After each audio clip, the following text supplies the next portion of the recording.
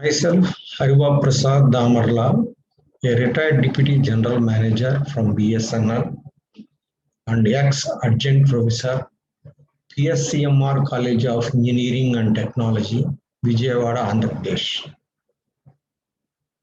In this session, we will discuss about second generation CDMA mobile communication. So far, we have extensively discussed about GSM. There are two prominent technologies as far as second generation mobile communication is concerned. One is GSM, Global System for Mobile Communication. The other one is second generation CDMA, Code Division Multiple Access. Let us proceed with our discussion in this session. Before proceeding to the discussion on CDMA, let us recollect some salient features of multiple access technologies. Before starting our discussion on CDMA, that is Code Division Multiple Access, let us recollect the basic concept of multiple access technologies. There are three different and important types of multiple access technologies. So, three basic and important multiple access technologies are there. Number one, frequency division multiple access. So the users are differentiated based on the frequency they are using. This technique is adopted in first generation analog mobile communication, which is obsolete. The second one is time division multiple access, TDMA. This is extensively used in second generation GSM mobile communication. The third one is code division multiple access. This is used in the same second generation, but when compared to GSM, this technology is less adopted. So we will further continue our discussion on CDMA. Here is a comparative information diagrams of FDMA, TDMA, CDMA.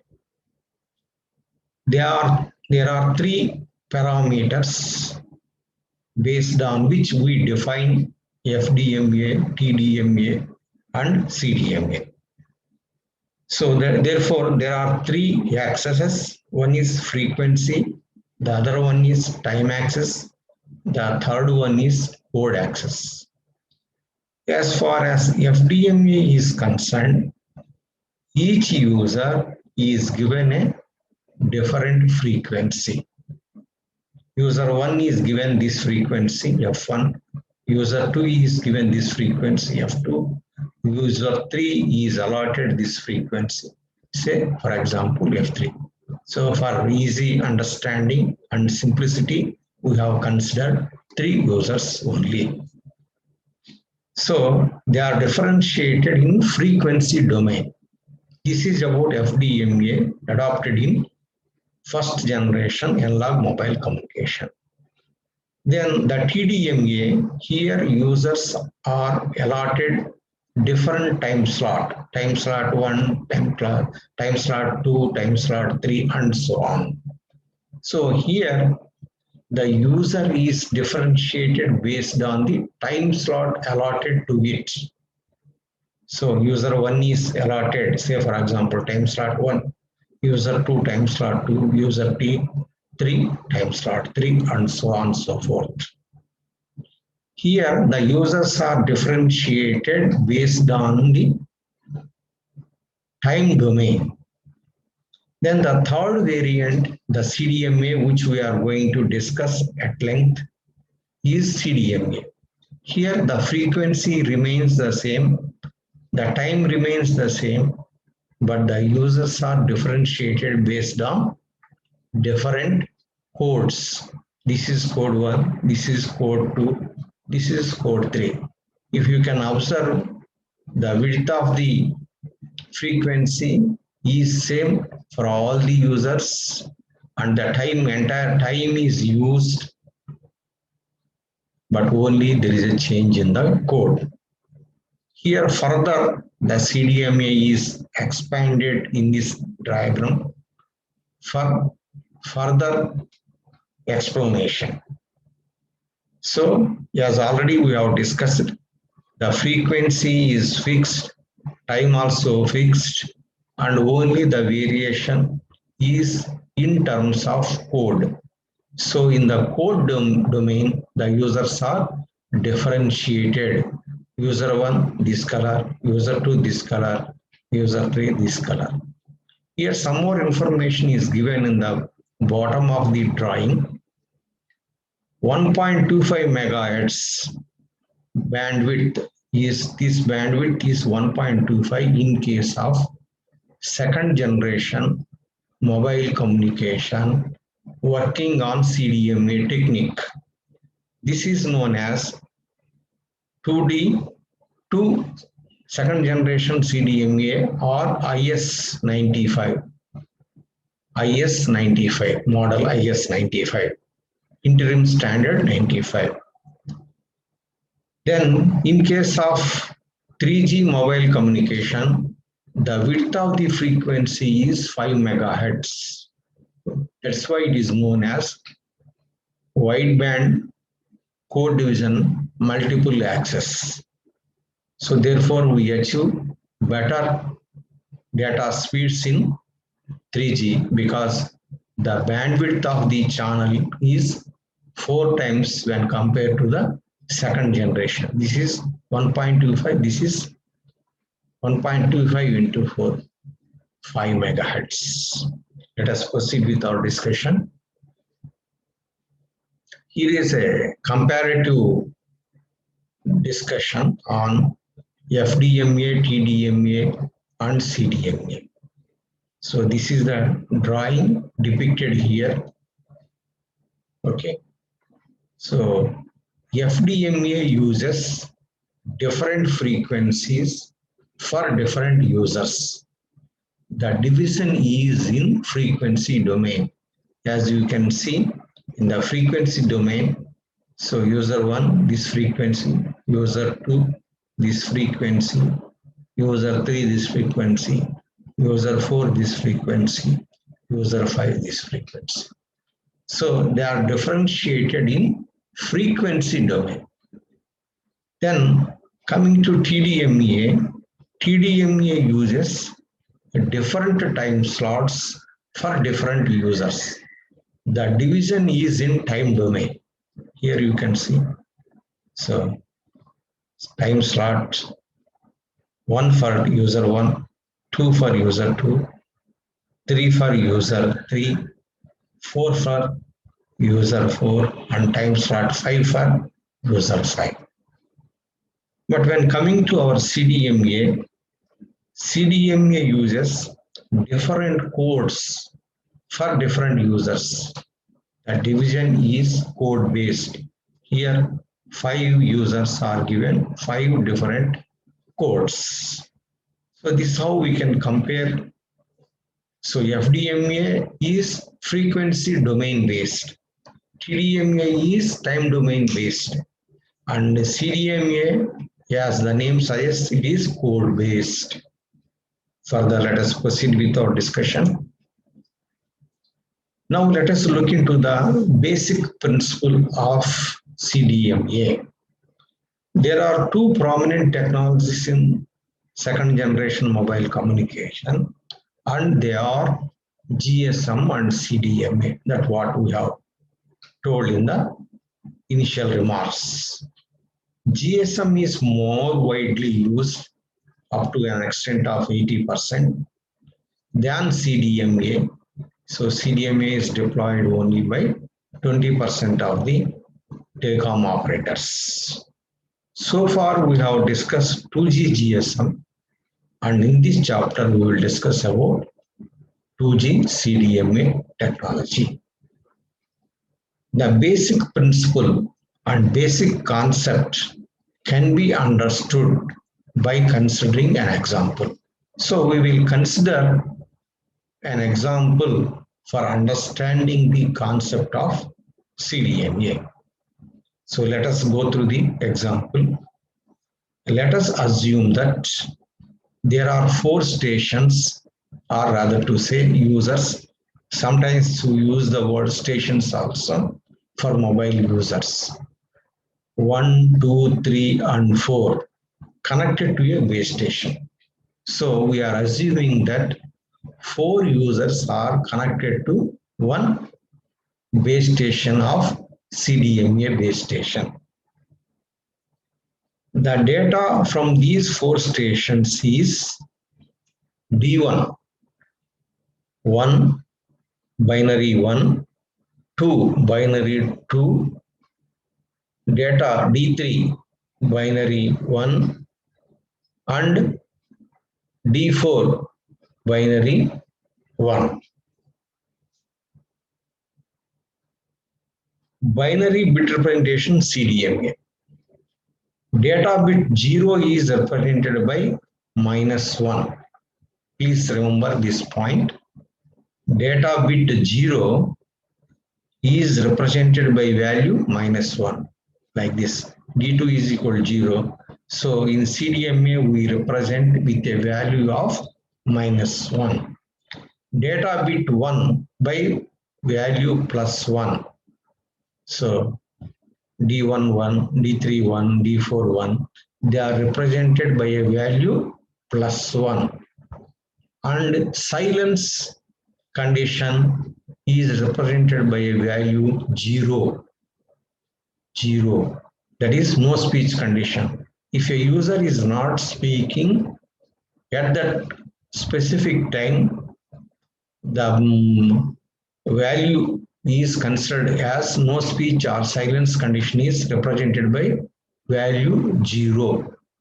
Okay, 0 is represented by -1, bit 1 is represented by +1, and silence is represented by value 0. Same thing is depicted here with some more additional information. So the 4 users whom we have considered so far, and the data from user 1 is D1. Here is a typo error. It must be D2. I'm sorry. This is D3. This is D4. And this data D1, D2, D3, D4, they are multiplied by the codes. The code used for user 1 is C1, C2, C3, C4. The output of the user 1 would be D1, C1, D1, C1, D1 into C1. Second user is D2 into C2. The third user output would be D3 into C3. The fourth user data would be D4 into C4. When all the 4 users are in active mode connected to a base station, the CDMA channel output would be the sum of D1 C1, D2 C2, D3 C3, and D4 C4. This is a CDMA channel output. Let us further proceed with our discussion. Here we introduce a concept known as orthogonal codes. What is that orthogonal codes and all we will try to discuss. The codes C1, C2, C3, 4 are indicated here. They are known as orthogonal codes. Why they are known as orthogonal codes? What are the properties of orthogonal codes? And we will try to understand. Chip sequence or orthogonal sequences are codes.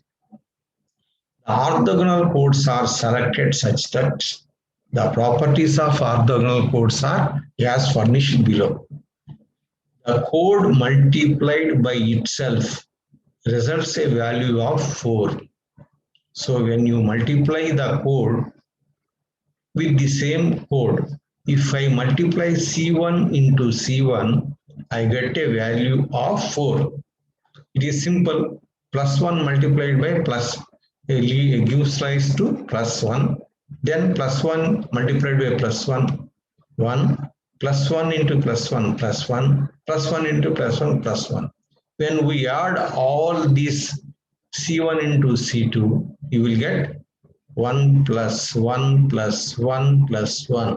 You will get 4. The same thing is given here. Example, C1 into C1 is 4, C2 into C2 4, C3 into C3 4, C4 into C4 4. So when you multiply, the orthogonal codes property is when you multiply the code by itself gives rise to a value equivalent to 4, number 4. Then the code multiplied by another code results a value of 0. If you multiply C1 with C2, you will get a value of 0. You can also verify here 1 into 1 plus 1, 1 into minus 1 minus 1, 1 into 1 plus 1, 1 into minus 1 minus 1. When you add these the multiplied values, you will get a value of 0. So here same thing is given in the example. C1 C2 is equal to 0, C2 C3 is equal to 0, C3 C4 is equal to 0. Any combination you take, C1 into C4 also 0. C2 into C4 also is equal to 0. So here I have shown some 3 values. So we have to remember the properties of the orthogonal codes. The rules are like this. If you multiply the code with the same code, you will get a value 4, numerical 4. When you multiply the code with another code, you will get a value of 0. Then with this, we will further proceed. Further, we will discuss the CDMA principle. First, we understood the concept of orthogonal codes and properties of the orthogonal codes. Assume the data from station 1 is D1 is equal to 1. Data from station 2 is D2, which is equal to 0. Data from station 3, that is D3 is equal to 1. And data from station 4, that is D4 is equal to 1 at a given instant, and they are represented by, so 1 is represented by plus 1, 0 is represented by minus 1, as we have already discussed in earlier slide. D3 is represented, D3 is binary 1, so it is represented by plus 1, and D4 is also binary 1, is represented by plus 1. So the same thing is summarized here. Station 1, 2, 3, 4 or user 1, 2, 3, 4. Data bit 1, 0, 1, 1. D1 1, D2 0, D3 1, D4 1. The values corresponding to D1 1 equal plus 1. Here second user minus 1, third user plus 1, and fourth user plus 1.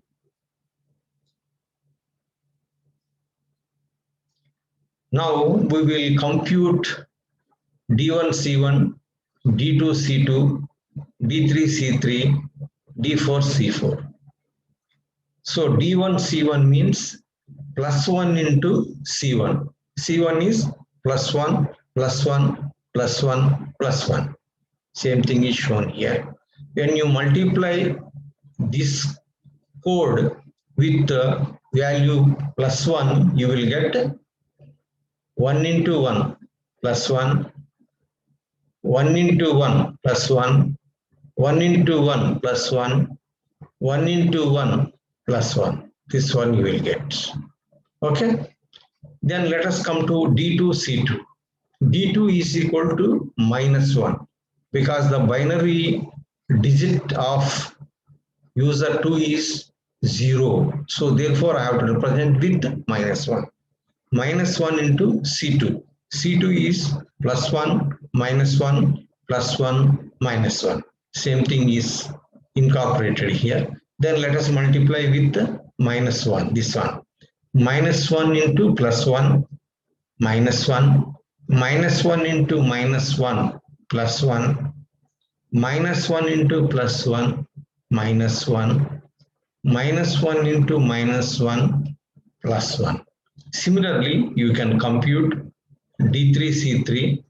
You have to multiply C3, this one, with plus 1. You will get this value. Then D4C4, you have to D4 is equal to binary 1, which is equal to value plus 1. Multiply this, you will get this value, plus 1, minus 1, plus 1.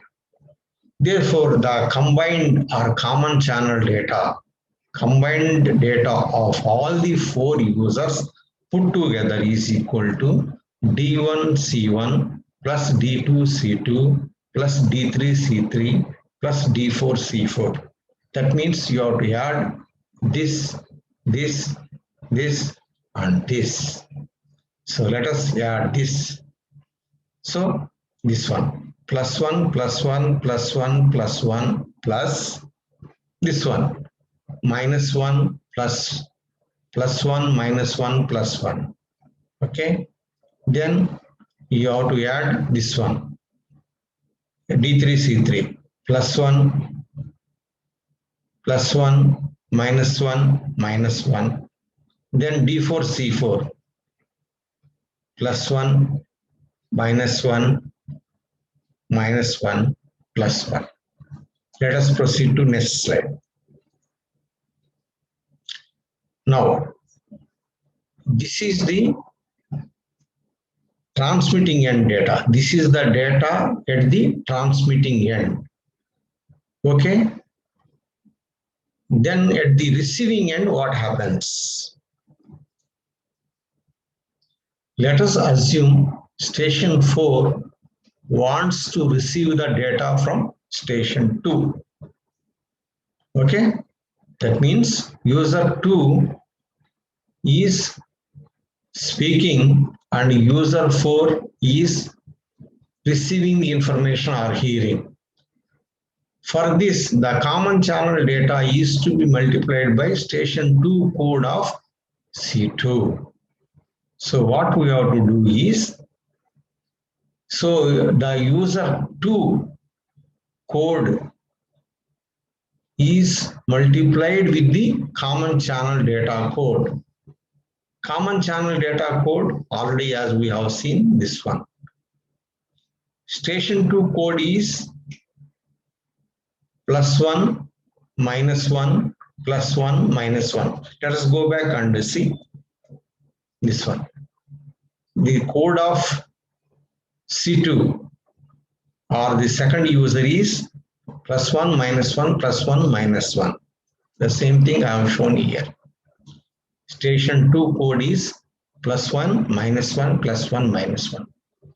Let us multiply the code, multiplication of common channel data with C2. I have to multiply with this common channel data with C2.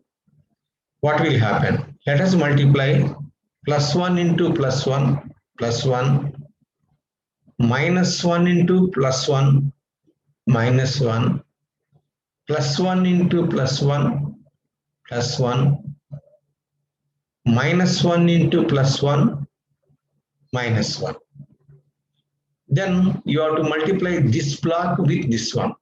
You have to multiply plus 1 with minus 1, minus 1 with plus 1, plus 1 with minus 1, minus 1 with plus 1. This is second segment multiplication with C2. Then you have to multiply the third segment of the common channel data with C2. That is, you have to multiply with this +1 into +1, -1 into +1, +1 into -1, -1 into -1. It is simple arithmetic one. Then the fourth segment of common channel data is to be once again multiplied by C2 data, because you have to demodulate at the receiving end. So let us multiply +1 into +1, -1 into -1, +1 into -1, -1 into +1. So then if you sum up all these values, you will get a value of -4. If you add all these things, you will get -4. Then we have to divide this -4 by 4, because there are 4 users connected to the base station, and station 4 wants to hear the speech of user 2. There are 4 users in total in the network. So you have to divide this -4 by 4. So okay, let us do it. The resultant value is -4 by 4. That is called -1. So value -1 represents bit 0 of station 2. In earlier, we have seen the data from second station is 0. That means at the receiving end, we are able to demodulate and get the data bit of the user. Number 2, user is speaking, his data bit is 0 in our example. So same thing, we got it back. Therefore, we have exactly retrieved the data bit 0 of the station 0. Let us go back and see the data bit of the second station. This one, data bit is 0 or value is equal to -1.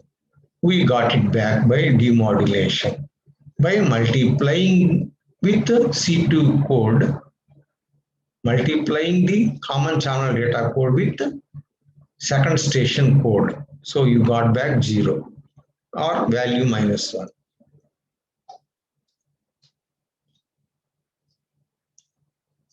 So this is the basic principle of CDMA. So in CDMA, you have to assign the values for binary bits 0 and 1, and also for silence. For 0, you have to assign a value of -1, and for 1, +1, and silence 0. Then you have to multiply the data of all the users. Then you have to get the common channel data. Then you have to demodulate the receiving end by multiplying the code of the user whose data you want to retrieve, as we have seen in this example, where when user 2 is speaking, the user 4 is listening, you have to multiply the common channel data with user 2 data. Then we got back the value 0, binary 0, representing the station. This is what I wanted to discuss in the first part. Remaining concept and some more details on CDMA I will discuss in the part 2. So I request to subscribe to my channel for getting updates as and when I upload a video on mobile communication or any other technology related to telecommunication, my channel can be accessed at youtube.com/c/Hariva Prasad Damarla. Okay, I thank you for participating in my video lecture. Thank you very much.